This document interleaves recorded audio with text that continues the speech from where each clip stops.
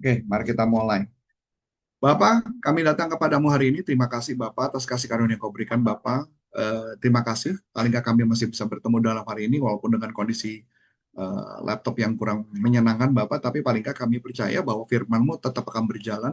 Apa yang pun yang terjadi untuk menumbuhkan iman kami supaya iman kami menjadi lebih tumbuh dan bisa mengerti mengenai kasih-Mu dan mengenai Engkau. Terima kasih Bapak. Dan Bapak, aku lepaskan berkat-Mu kepada semua yang mendengarkan sehingga ketika mereka mendengarkan, mereka mendapat manfaat dalam kehidupan mereka. Terima kasih Bapak. Haleluya. Amin. Oke, topik pertama, saya akan bawakan topiknya adalah memperbarui pikiran ya, memperbarui pikiran atau memperbarui akal budi. Kenapa menjadi bagian penting? Jadi kalau teman-teman kalau masih ingat gitu ya dari gambaran bahwa ketika kita dibaptis dan kita dipercaya bahwa Yesus adalah Tuhan dan Juru Selamat, maka saat itu kita sudah diselamatkan. Dan di dalam tubuh manusia ada tiga bagian, ada tubuh, ada jiwa dan ada tubuh, jiwa dan roh ya. Dan tubuh, jiwa dan roh atau orang sering gabut adalah daging, jiwa dan roh. Nah, karena ketika kita sudah dibaptis dan menerima Yesus, maka pada saat itu juga roh kita sudah selamat. Jadi roh kita sudah selamat, roh kita sudah disucikan oleh Yesus. Karena Yesus, maka kita menjadi layak atau ya kita menjadi layak di hadapan Allah atau yang disebut namanya righteousness atau kita benar diri di hadapan Allah. Nah, tetapi gitu gambarannya. Yang baru suci baru roh. Nah, dan roh itu tidak bisa dosa gitu ya. Jadi kalau kita pun berbuat dosa secara sengaja maupun tidak sengaja, roh kita tidak akan berdosa. Tetapi yang berdosa apa? Karena ada dalam firman-Nya bahwa roh kita tuh sudah dimeterai dan sudah disucikan, jadi nggak mungkin bisa berbuat dosa. Jadi yang bisa berbuat dosa apa? Cuma tinggal dua nih, pikiran kita dan tubuh kita. Nah, oleh sebab itu, kita disarankan untuk ada beberapa istilah teologi yang namanya sanctification atau kita disucikan. Yang disucikan bukan lagi roh, tetapi yang disucikan adalah jiwa kita dan tubuh kita. Yang jadi masalah adalah kita tidak bisa mensucikan tubuh kita kalau pikiran kita belum diperbarui. Cara memperbaruinya apa? Nah, ini kita mulai masuk ya ke dalam firman-Nya. Karena kita tahu nih, kalau kita nggak perbarui pikiran, nggak melakukan perubahan dalam pikiran, maka otomatis tubuh kita tidak akan nurut gitu ya. Nah, kita buka di Filipi 4 ayat 8. Filipi 4 ayat 8 ya, Filipi 4 ayat 8 ya. Di Filipi 4 ayat 8 mengatakan pikiran semua yang benar, pikirkan semua yang benar, mulia, adil, suci, manis, dan sedap didengar. Hal yang harus kita pikirkan dan kita memilih hal-hal yang kita pikirkan. Jadi gambaran tersebut, setiap kita dalam kondisi yang buruk apapun, kita harus fokus memikirkan hal-hal yang manis dalam kehidupan kita. Nah, saya secara pribadi menyatakan, saya secara pribadi masih ada aja melakukan kesalahan-kesalahan yang terjadi atau punya pemikiran-pemikiran yang negatif yang bisa saja muncul.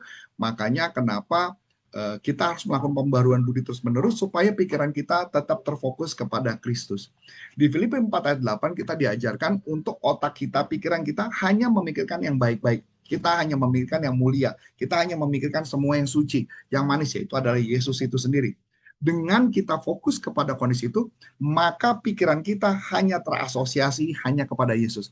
Maka hal-hal buruk lainnya kita tidak akan pikirkan. Kita nggak jadi fokus utama kita. Fokus utama kita hanyalah tentang Yesus, only itu.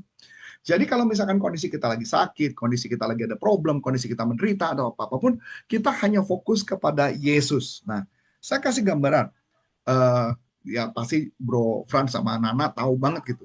Jadi minggu lalu saya sempat memberikan pengajaran, saya memberikan pelatihan di dalam satu buah company di asuransi, tempat yang Bro Frans dan Sis Nana uh, bekerja di sana. Saya bisa katakan bahwa saya tidak berhasil menyelesaikan pengajaran itu secara selesai tuntas karena ada sebuah masalah. Nah, ini yang menarik. Ketika ada sebuah masalah tersebut, saya melakukan action yang cukup keras gitu, yaitu adalah karena materinya berkaitan dengan disiplin, berkaitan dengan komitmen dan sebagainya. Ketika ada orang yang tidak setuju, saya sempat menggebrak meja. Saya secara pribadi sempat gebrak meja dan orang itu akhirnya ngotot sama saya pada umurnya masih muda dan hampir terjadi keributan gitu ya. Dan alhasil pesertanya pulang semua, tinggal hanya 2 orang saja yang mengikuti pelatihan itu. Tetapi kabar bagusnya, Yang saya lakukan adalah di minggu ini saya melakukan pelatihan lagi di tempat yang sama, di lokasi yang berbeda, tapi pelatihannya sama selama 3 hari. Dan ini yang menarik. Yesus atau Bapak berbicara kepada saya untuk saya mengirimkan WA kepada orang yang saya gebrak mejanya. Nah, saya kemarin sudah kemudian saya tanya kapan saya untuk chatting kepada orang itu. Bapak nyuruh saya adalah chatting after setelah kelasnya selesai supaya saya fokus kepada hal-hal baik. Karena saya nggak mau nanti kalau chatting dia jelek atau chatting dia negatif ke saya akhirnya jadi bad mood. Nah itu yang nggak mau saya terjadi supaya saya fokus hanya only kepada Yesus. Makanya Filipi 4 ayat 8 ini sangat membantu saya untuk saya tetap fokus gitu.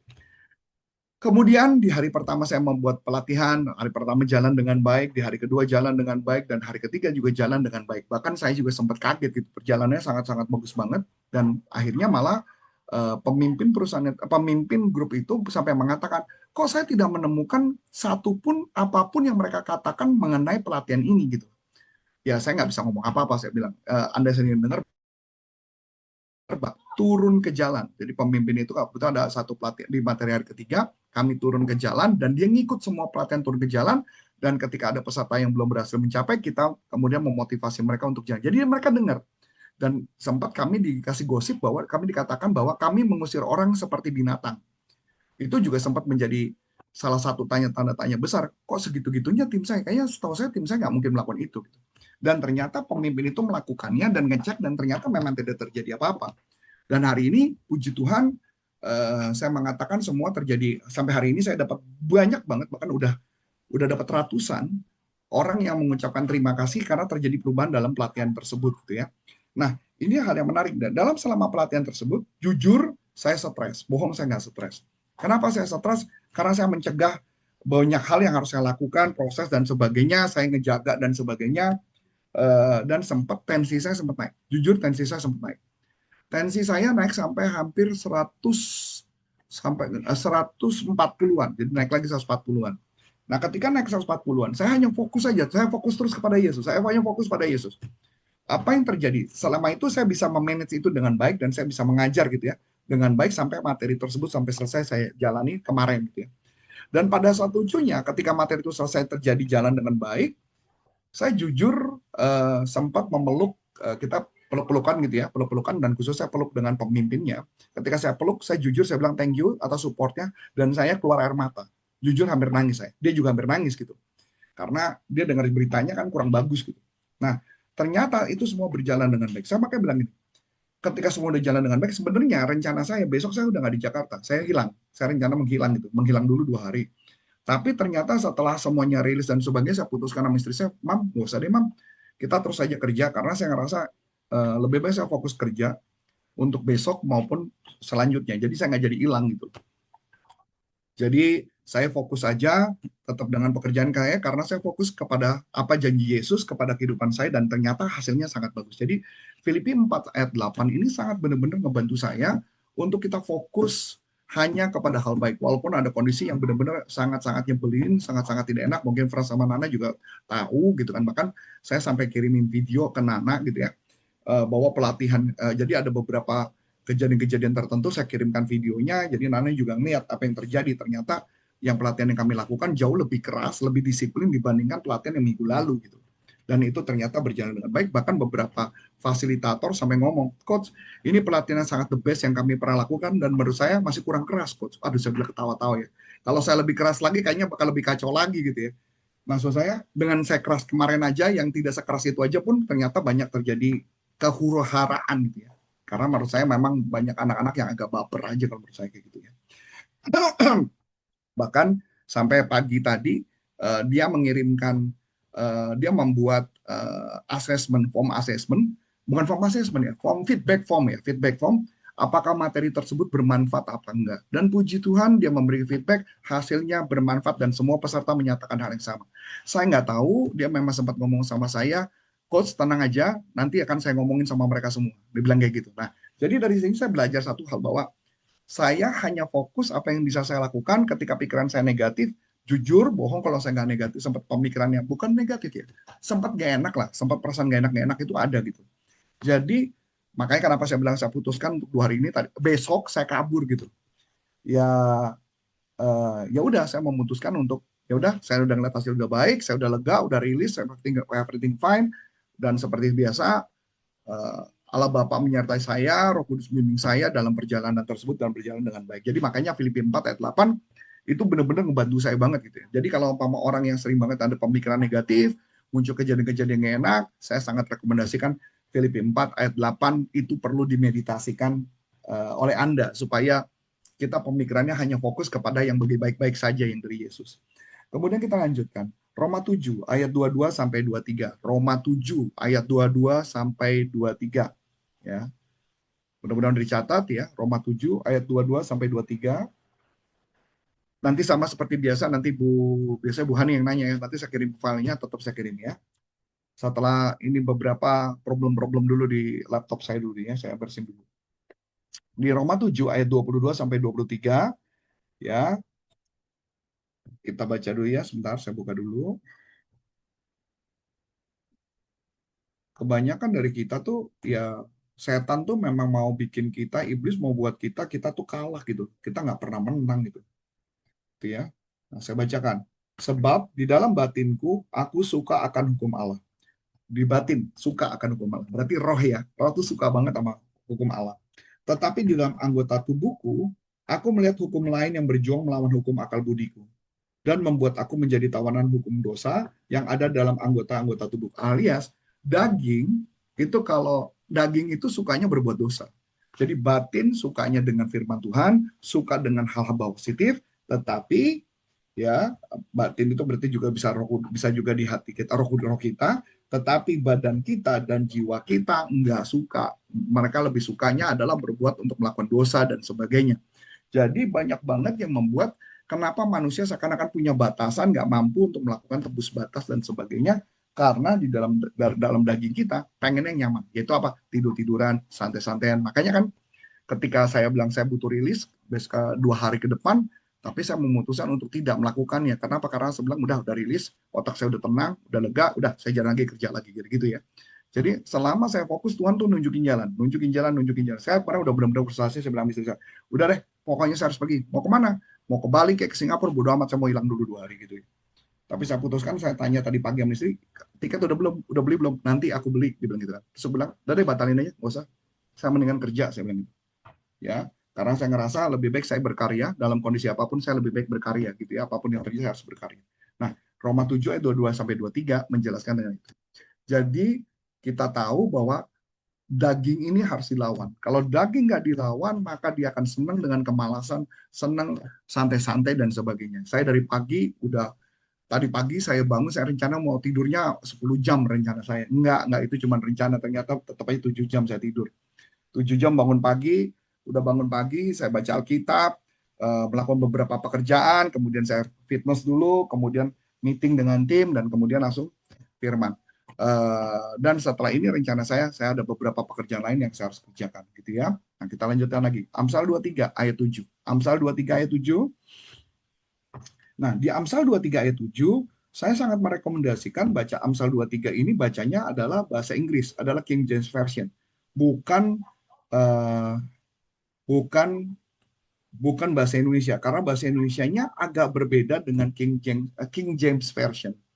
Jadi kalau seperti yang kemarin saya katakan bahwa kalau Anda mau cari asli kata-kata yang mendekati kebenaran, itu adalah versi King James Version. Kenapa King James Version?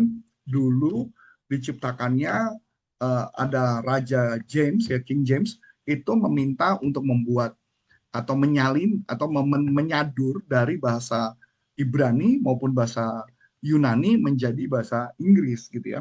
Oleh sebab itu kalau sampai salah akan dipenggal si pemimpin si orang yang menulis itu. Nah, oleh sebab itu mereka menulisnya benar-benar sangat hati-hati, makanya beberapa literaturnya agak berbeda dengan versi bahasa Indonesia kalau saya lihat gitu ya. Nah, saya baca yang bahasa Indonesia dulu ya. Amsal 23 ayat 7. Khususnya nanti 7a saya akan fokus.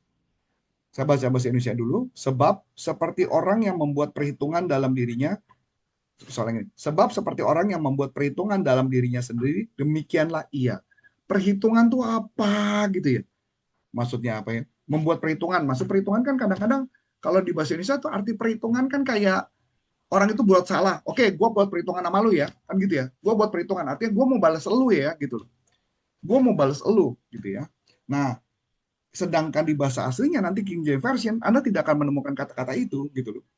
Gitu ya. Dan lanjut ya, silakan makan dan minum, katanya kepadamu, tetapi ia tidak tulus hati terhadapmu. Nah, ini agak aneh gitu. Nah, kita baca yang King James Version. Di King James artinya benar-benar beda banget, asli jauh banget gitu. Dan ini adalah satu ayat yang bisa saya katakan ini adalah ayat yang saya sering banget pakai gitu. Sering saya pakai, kenapa? Karena ayat ini adalah ayat favorit untuk orang-orang yang uh, khususnya yang percaya dengan istilah-istilah hukum hukum law of attraction atau hukum tarik menarik gitu ya. Jadi kita nggak fokus tentang law of attraction ya, tapi kita fokus bahwa sebenarnya segala-gala hukum yang ada di muka bumi ini itu adalah hukum ciptaan Tuhan yang tapi diperbola menjadi kayak apa ya istilahnya? Jadi mengarah ke arah New Age gitu ya. Jadi mengarah ke New Age gitu ya. Jadi akibatnya mereka tidak percaya Tuhan, tapi percaya dengan kemampuan diri. Manusia punya kemampuan untuk lebih hebat daripada. Padahal inilah standar yang dipakai di dalam Alkitab dan menariknya dalam Alkitab ini bahkan ada satu judul buku ditulis oleh James Allen. Judul bukunya sama persis dengan Amsal 23 ayat 7 ini. Ya, jadi saya bacakan. For as he think in his heart, so is he. Jadi bahasa Indonesia, apa yang dia pikirkan di dalam hatinya, itulah dia. Ya kan beda banget sama perhitungan kan tadi ya. Jadi apa yang dipikirkan oleh dirinya, itulah dia. Ya. Jadi makan dan minum, said he today, but his heart is not with it, gitu ya. Jadi cuma gambarannya bahwa apapun yang kita pikirkan, itulah apa yang kita pikirkan di dalam hati kita, itulah kita. Jadi artinya ini maka dibuat buku oleh James Allen dengan judul yang sama. Jadi maksudnya ketika kita memikirkan kita kehidupan yang positif, kehidupan baik, maka kehidupan baik itu akan datang pada kita. Ketika kita memikirkan hal-hal yang positif, maka hal itu yang akan datang. Ketika kita memikirkan tubuh kita sehat, maka itu yang terjadi. Dan saya kasih gambaran teman-teman, puji Tuhan, saya diberikan kemampuan, diberikan kesehatan yang luar biasa, walaupun tidur saya kurang. Minggu lalu, kalau minggu lalu saya mengajar, di hari kedua debar jantung saya tinggi. Jadi debar jantung saya dari pagi sampai malam tuh tinggi. Itu di atas sampai 150 beat per second per menit gitu ya. Tetapi lucunya di minggu ini enggak sama sekali. Padahal tidurnya kurang, kondisinya kurang. Saya benar-benar udah ngandalin Tuhan banget itu, ngandalin Yesus banget itu. Saya pikir yang positif dan sebagainya. Dan puji Tuhan enggak sama sekali. Sampai hari ini tidak terjadi debar yang tinggi sama sekali, tidak ada. Semua normal, everything is fine. Tuhan memenangkan dalam kondisi saya itu. Nah, jadi dia kasih gambaran. Apa yang saya pikirkan, apa yang saya takutkan, itu tidak akan terjadi kalau saya nggak pernah mikirin. Jadi apa yang saya pikirkan. Makanya kenapa buat saya adalah membaca firman dan merenungkan firman itu menjadi bagian penting. Karena ketika kita baca firman, merenungkan firman, maka itu yang akan kita lihat dalam kehidupan nyata, dalam kehidupan kita. Ya. Nah, kemudian kita baca Roma 12. Roma 12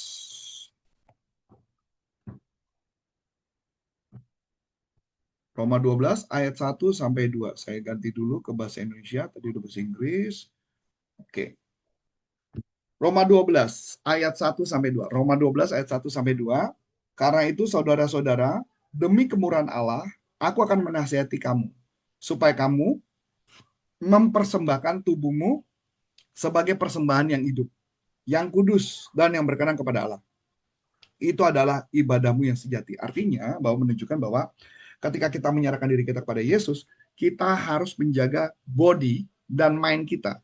Body dan body mind ya, body mind soul, body dan mind, pikiran, jiwa dan tubuh harus benar-benar kita jaga jangan sampai jatuh di dalam dosa. Makanya saya ambil contoh karena kejadian kemarin tersebut dan akhirnya saya udah kirim.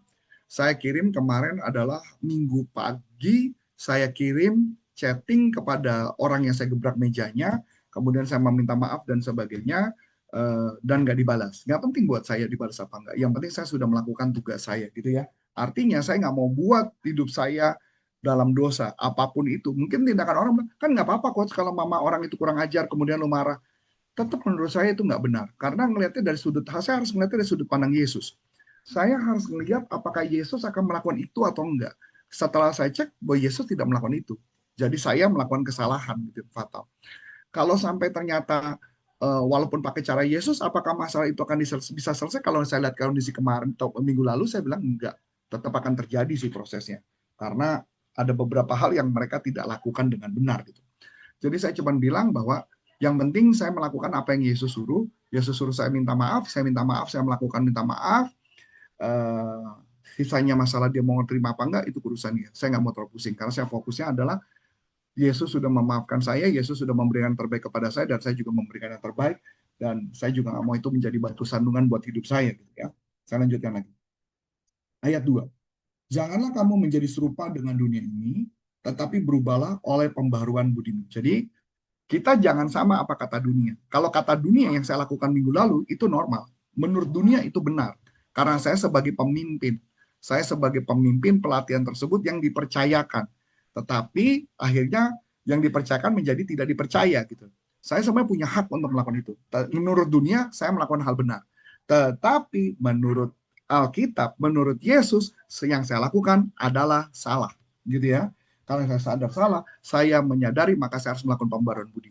Dan sebagai informasi, saya juga sempat cerita ke istri saya bilang, sebelum kejadian itu sebenarnya paginya saya dapat ayat yang diminta saya untuk menjaga-jaga, saya berjaga-jaga diri saya. Nah, salahnya saya adalah firman itu tidak saya renungkan. Kalau firman itu saya renungkan, mungkin kejadiannya akan beda gitu.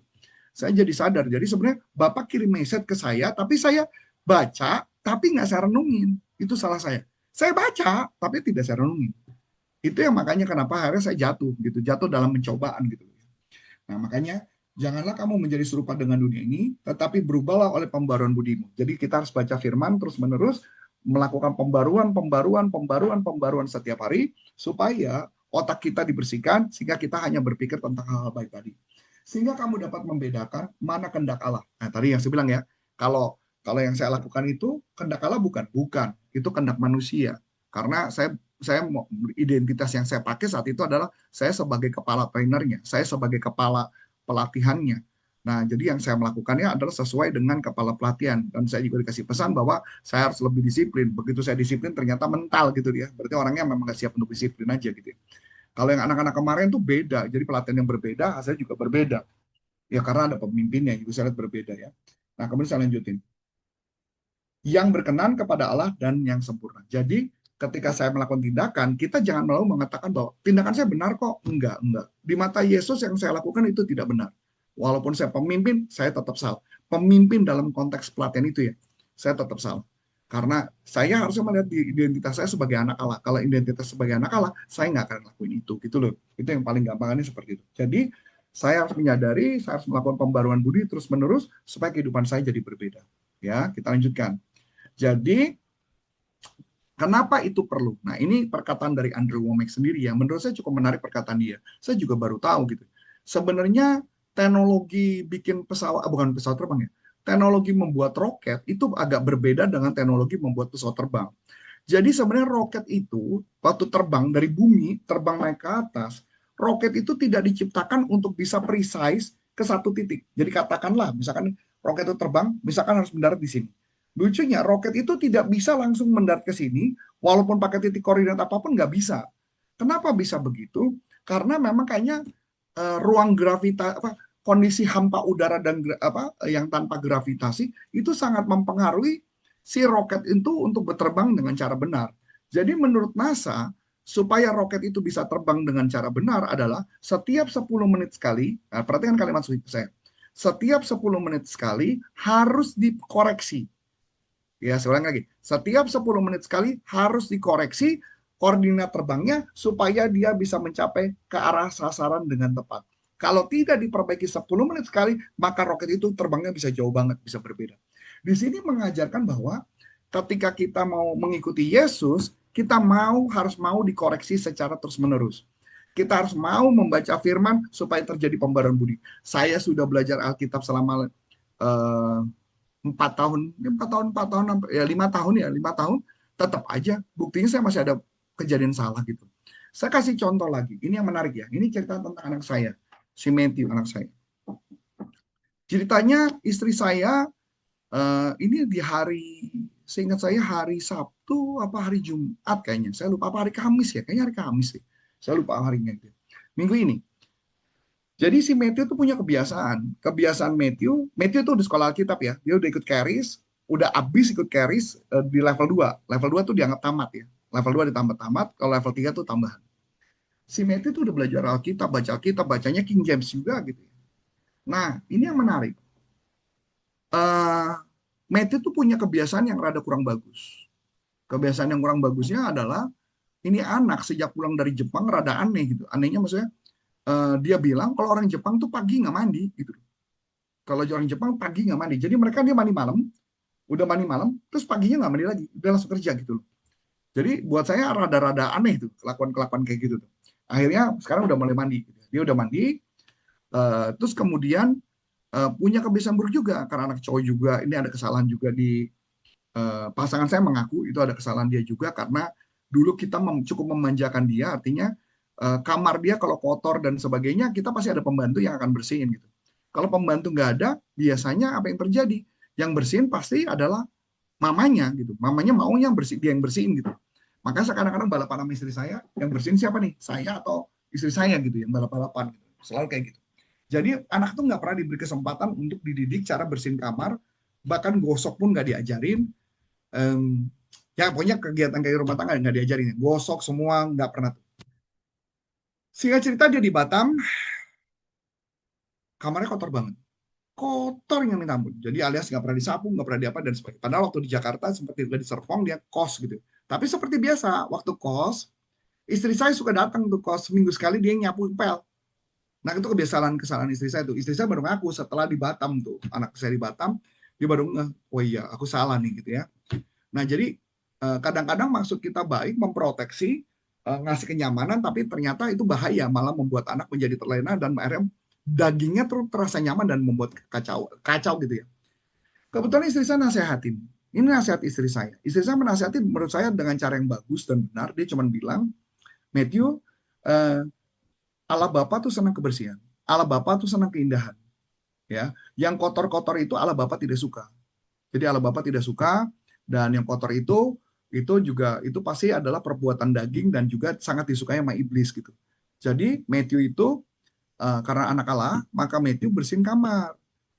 Tahu nggak jawaban dia? Ini yang kaget dibuat saya. Dia jawab gini, iya, aku iblis kan? Saya bengong tuh waktu dibilang itu. Iya, aku ini iblis. Gue bengong. Loh, kok iblis? Saya tegur dia. Matthew, mama nggak ada ngomong kamu iblis loh. Saya heran kenapa kamu ngomong iblis. Mama nggak ada sedikit pun kata-kata bahwa kamu iblis loh.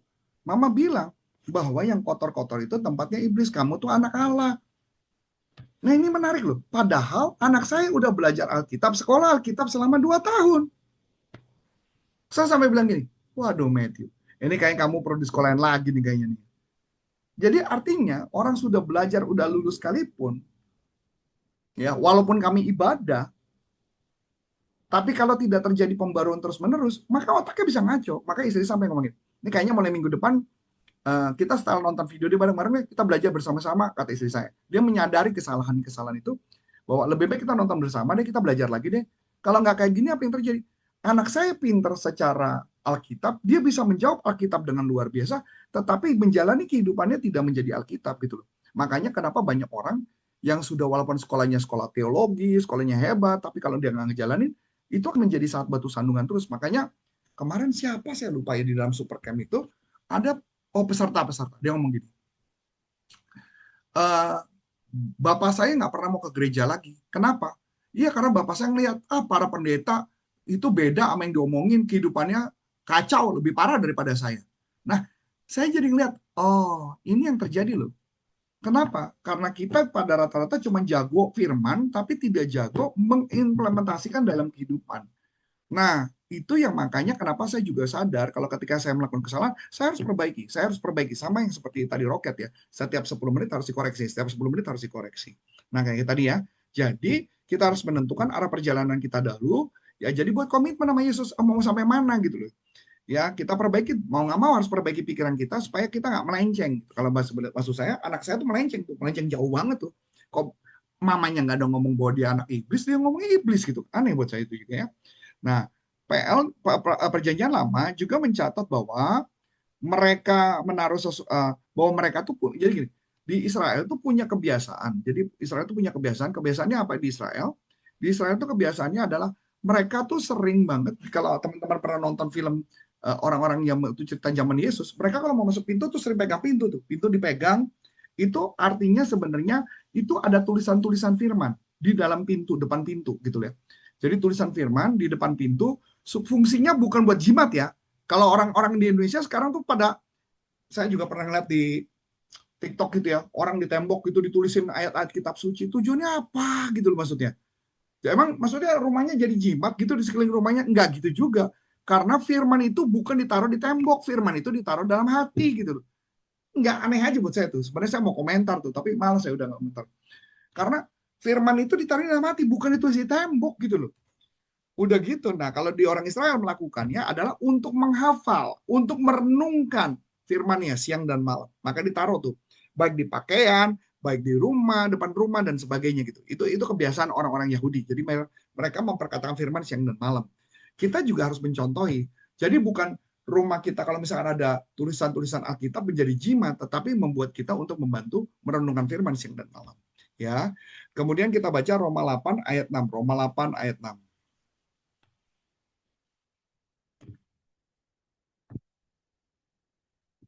Ya, Roma 8 ayat 6. Karena keinginan daging adalah maut, tetapi keinginan roh adalah hidup dan damai sejahtera. Jadi semua keinginan daging kita, tubuh kita itu adalah pasti mengarahnya ke kematian. Makan enak itu boleh, tetapi makan terlalu berlebihan itu menjadi tidak terkendali. Sama aja kita tidak menggunakan buah roh kita. Bahkan gitu ya, sedangkan kita tahu kalau kita dibimbing oleh Roh Kudus cuma hanya mau satu hal, bahwa kita adalah hidup dan damai sejahtera bersama Yesus. Itu dulu yang kita makin pegang ya. Nah, kita baca dulu Yesaya 26. Yesaya 26.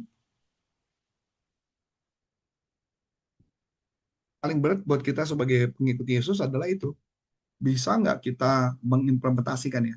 Karena cuma jangan sebagai teori, kita tahu teori, terus bertengkar jadi problem. Dan saya bersyukur banget hari ini. Saya bersyukur apa? Saya sampai ngomong sama istri saya. Tadi pagi istri saya mau ngomong sama saya. Saya nggak tahu nih ada apa, maksudnya apa nih, tumben-tumbenan istri saya mau ngomong sama saya gitu. Biasanya kalau dia ngomong aja gitu. Tapi kali ini Pak aku mau ngomong. Nah, mau ngomong apa? Aku doa dulu ya. Lu tumben, gue bilang gitu kan. Dalam hati gue tumben banget mau doa gitu. Dia doa dulu udah selesai. Nah ketika ngobrol, dia menyampaikan sesuatu yang nggak gawat sih, sebenarnya biasa aja gitu. Saya kaget. Tumben ya, istri saya menyampaikan sesuatu dan kemudian saya tukar pikiran sama dia dan dia juga diskusi. Biasanya debat, biasanya berantem. Tapi ini enggak. Dan ini adalah percakapan yang paling bagus sepanjang hidup saya ketika menikah dengan pasangan.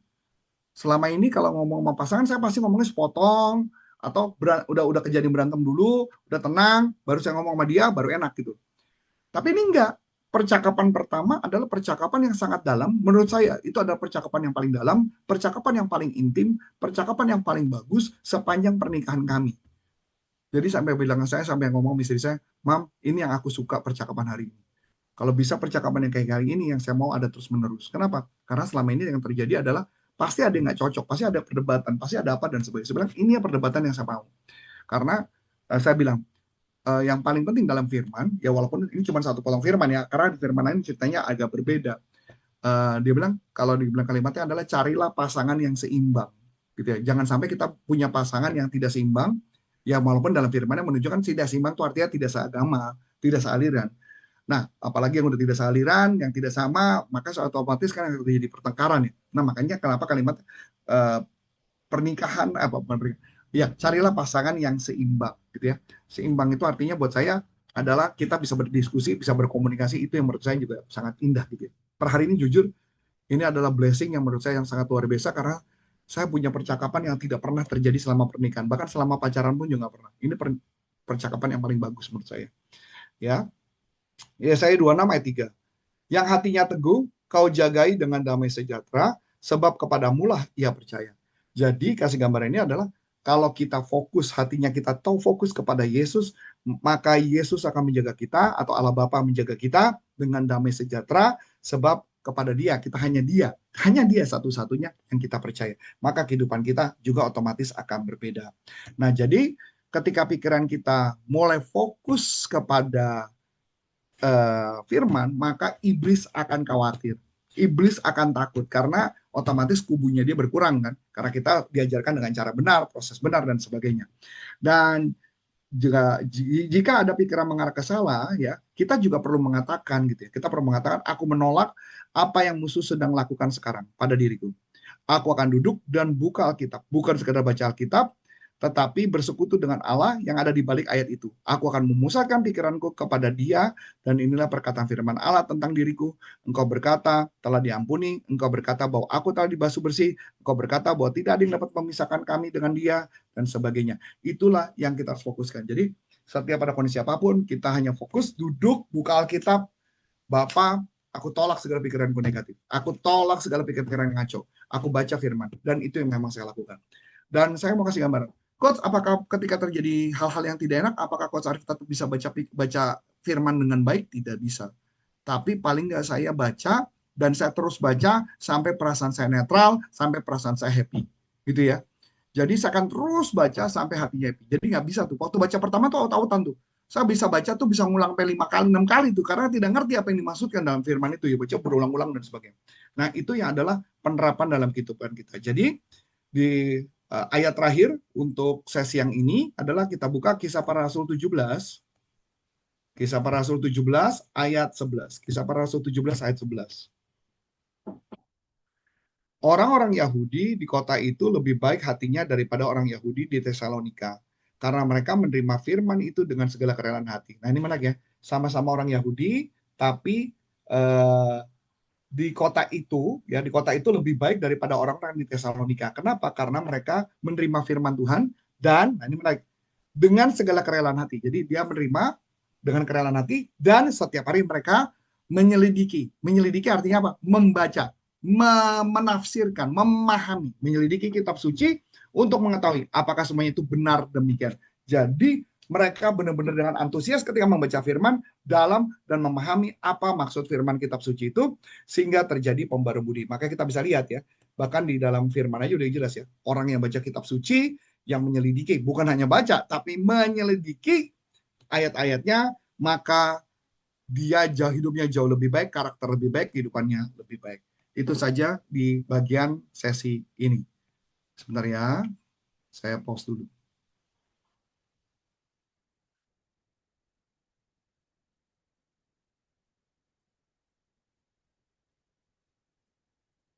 Oops, sebentar ya.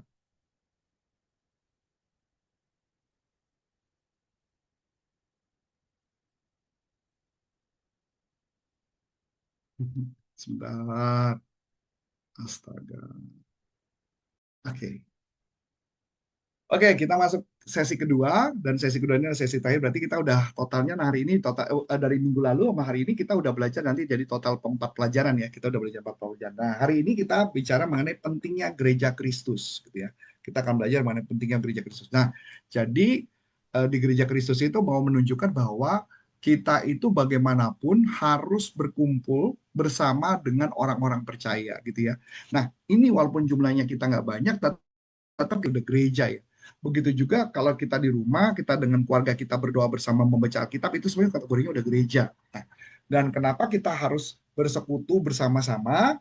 Karena di dalam gereja tersebut, karena kita harus menyebarkan Injil kepada banyak orang.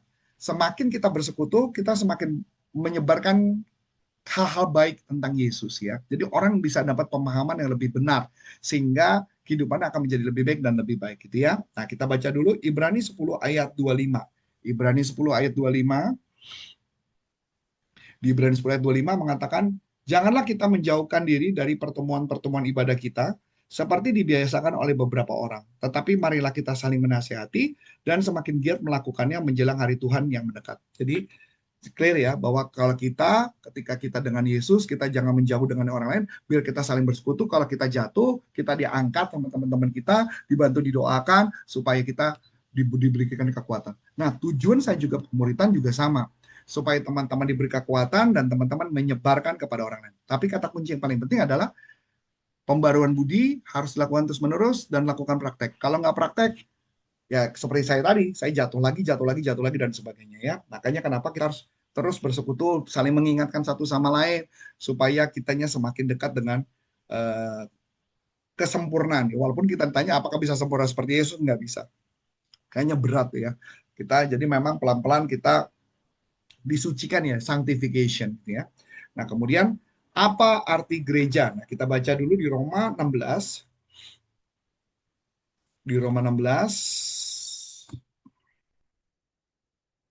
ayat 3 dan ayat 5. Saya baca 345 ya, saya baca 345 biar clear semua. Sampaikanlah salam kepada Priscilla dan Aquila, teman sekerjaku dalam Kristus Yesus. Mereka telah mempertaruhkan nyawanya untuk hidupku. Kepada mereka bukan aku saja yang berterima kasih, tetapi juga semua jemaat bukan Yahudi. Salam juga kepada jemaat di rumah mereka. Salam kepada Epetnetus, saudaraku yang kukasih, yang adalah buah pertama dari Asia untuk Kristus. Nah, jadi arti gereja artinya kita perkumpulan orang percaya, kita sama-sama percaya. Kita buka lagi 1 Korintus 16 ayat 19. 1 Korintus 16 ayat 16 ayat 19.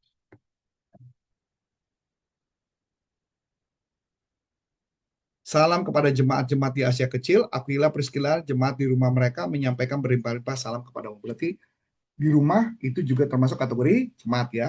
Lanjut lagi gitu ya. Oke, terus kemudian Kolose 4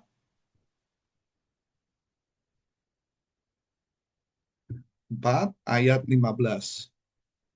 Sampaikan salam kami kepada saudara-saudari di Laodikia, juga kepada Nimfa dan jemaat yang ada di rumahnya. Berarti rumah juga merupakan gereja ya. Kalau kita di rumah bersama keluarga itu juga gereja. Jadi gereja itu berarti kumpulan orang percaya itu adalah gereja.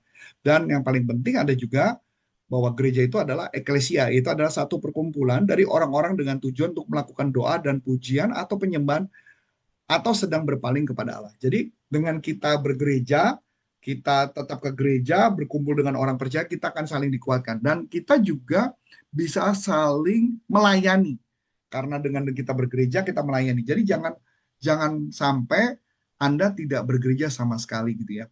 Gereja online bukankah sama aja gereja? Betul, gereja online itu gereja. Tapi gereja online tidak memberikan kesempatan kepada Anda untuk menyebarkan kabar sukacita kepada orang lain yang di sekitar Anda dan sebagainya. Itu kata kunci penting. Karena ke gereja itu bukan hanya untuk kita, tetapi juga kita membantu orang lain. Biar kerajaan Allah juga akan makin dinyatakan dalam kehidupan kita. Ya. Nah, ayat terakhir, Yakobus 1 ayat 27. Yakobus 1 ayat 27. Ini cuma singkat aja. Ibadah yang murni dan yang tak bercacat di hadapan Allah Bapa kita ialah mengunjungi yatim piatu dan janda-janda dalam kesusahan mereka dan menjaga dirinya sendiri tidak dicemarkan oleh dunia. Jadi tugas kita juga ke gereja atau ibadah yang murni, salah satunya juga mengunjungi yatim piatu dan ke janda-janda dalam kesusahan. Ingat ya, janda-jandanya bukan janda kaya ya. Jandanya benar-benar janda miskin. Janda miskin pengertiannya adalah janda yang tidak punya anak ya. Janda tidak punya anak dan hidup miskin gitu ya. Itu yang harus kita jaga-jaga ya. Karena janda kaya juga banyak, janda yang punya anak juga banyak. Jadi benar-benar dalam gereja yang dibantu adalah janda yang nggak punya anak itu benar-benar janda. Karena di dalam kondisi Israel, janda yang nggak punya anak itu dia udah nggak punya hak lagi berikut hidupnya itu udah nggak ada artinya. Jadi kalau dia punya anak, maka otomatis anaknya akan menjaga dia gitu loh ya.